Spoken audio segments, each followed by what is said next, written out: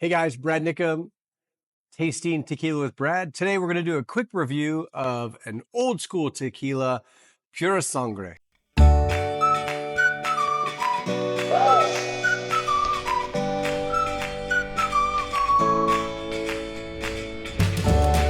Hey guys, thanks for checking out another quick review and a little conversation about this fantastic older tequila. I brought this back from Mexico, Purasangre. It's made at NOM 1146, which we talk about 1146 all the time. They make a lot of fantastic tequilas.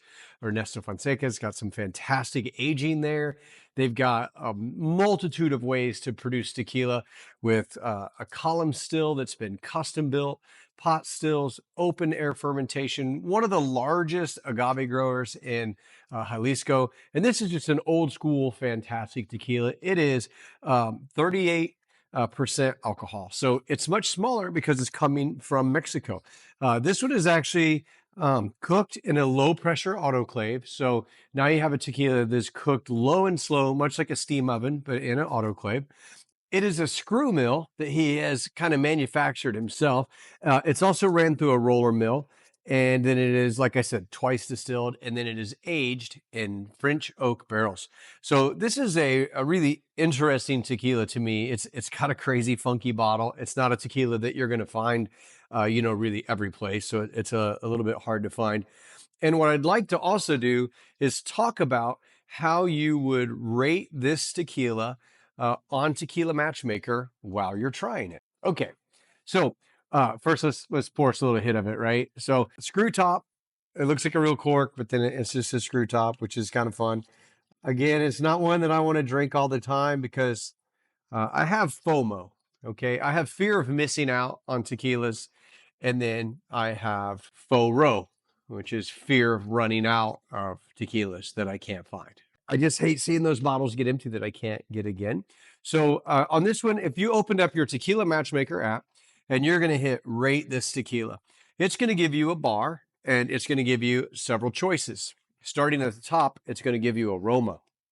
So you want to grab that tequila and you want to give it a big whiff and kind of see what you get. And if you smell at the top of the glass, and that's very fruity, very citrusy. That's really a good combo there. It's I'm gonna say some pear, maybe a little peach type smell, and then if you smell from the bottom of the glass, you're gonna get a little bit different smell. The top had a little bit more alcohol in it. The bottom had very less. Actually has a lot of smell of a green apple, and then they also say smell side to side. So if you smell on that side and smell on that side, you kind of have four different aromas that you pick out of that. This is very fruity. Like I said, green apple, some pear, a little peach, just a little bit of alcohol, but not much. So then you want to rate how much you liked that aroma from horrible all the way up to amazing.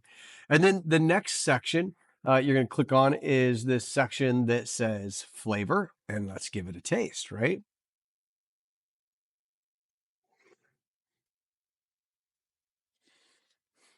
Hmm. So has a really floral bouquet to it to me, with definitely a cooked agave, definitely some minerality, but it has a mild sweetness to it too, which is coming from the agave. There's nothing added to this stuff. This is like pure, clean tequila. That's actually really good. It's a very fruity.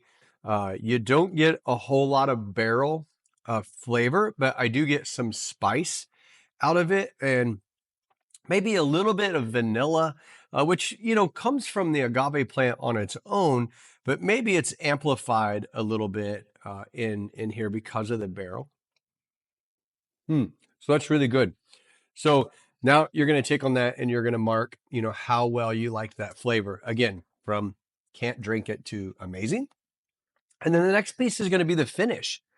And the finish is really how it lingers, how it feels in the mouth. How's the viscosity? What are the legs like on the glass? That kind of tells you, what oils are left in the tequila. So once you get past that fruitiness, that's where I pick up still some great cooked agave, a little bit of fruit, kind of a little bit of orange peel at the back end of this. And then I also get a little bit of a peppery or a spicy finish. I don't want to say peppery, it's more of a spicy finish. And I pick up a little bit of caramel in the end as well. So then you're going to mark on there. Uh, I really liked the finish. And the finish is kind of long. It lingers out there a little bit where flavors kind of keep popping in your mouth. So, based on how you like that finish, again, from don't like it at all to amazing. And then the next section is, would you drink it again? Maybe would you drink it again, or would you not at all drink it again? And then the next part that you're going to rate on there is the value of that tequila. Some tequilas may have this amazing flavor to you and you really love it, but it may be really difficult to find, and therefore you're paying a really high price to get it. Or maybe, it's just an incredibly expensive tequila and you feel like it's overpriced for what it is. Or maybe it's right in the pocket, right? So you're going to mark, based on those numbers of where you're at there. And then that's going to show you your number that you came up with this rating. And I did this one. I think to me, this came out at like an 83 tequila matchmaker rating, which is a pretty strong for me. And then from there, that rating is going to go into the community where everybody can see your rating. And there's another section at the bottom where you could enter in your tasting notes. And the more that you can put in there of what you like about that tequila, the more information you're giving other people that are looking for tequila. And then there's the next step. If you go down after you've finished putting in your rating, there's a section where you can identify depth and you can identify flavors. And that is going to take you to a whole nother level of developing your personal tequila profile. Once you've rated, I think it is a minimum of 5 tequilas, then it'll actually show you what style of crushing you like, what style of cooking you like, what region you like your agaves from. It'll break all of it down to what type of distillation, like I said, region, what type of fermentation works the best for you. And now you can use the profile that you've built for yourself to go find tequilas that you like. Also, another fun thing is, once you've learned what the tequilas are that you do like, and you learn what those NOM numbers are, like in this case, NOM 1146, you can look at other tequilas that you like from that NOM. You can look at their production method and go, man, I want to try that one. I might really like this tequila. And here's one that, if I didn't, know a little bit about the NOM on this and I seen this in the store, I would be like, that's a funky label, right? I mean, that's crazy. And then the bottle's got an agave at the top and it's a funky shape and it's really old school. And because I haven't had people talk about it, I may not have picked it up. But here's one where I jumped on Tequila Matchmaker. I looked up the NOM. I found out a little bit about the tequila. I found out a little about the flavor profiles. Like, for instance, the community on this one says that they get a lot of cooked agave. They actually taste some oak. And they smell some oak in the aroma. Some people got a cinnamon, and thinking about it, that may be a little bit of what I smelled when I said some of the fruity smell at the bottom. It was kind of undetectable by me, but no, it's still fruity. A lot of people smelled caramel, fruity, black pepper, vanilla, melon, mint. Then in flavors that were detected in this tequila, agave, pepper, oak, cinnamon, caramel, butter, mint, alcohol. It's telling you what other people's palates recognize in the tequila. And I think as you're building your tequila journey and you're trying to find what's something that I think I'm going to like, this will help you the most.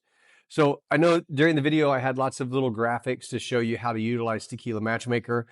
And let's go back to Purasangre. This is a great repo. This is a tequila that if this one's empty and I can find it in the States, I'll buy it again. And if this one's empty and I'm in Mexico, I will buy it again.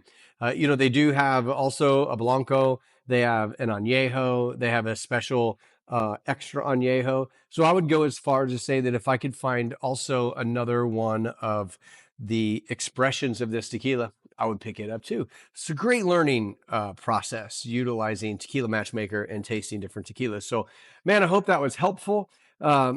Please like, subscribe, Tasting Tequila with Brad, Facebook, YouTube, TikTok, Instagram. Please like, share, follow. It really helps me get more information out there to more people. And then if you have questions, comments, or something that you would like to know about a tequila, please feel free to comment. If you have a tequila that you have questions about, feel free to comment and I'll get back to you on those too. Thanks for tuning in, and I hope this was helpful. Have a great night.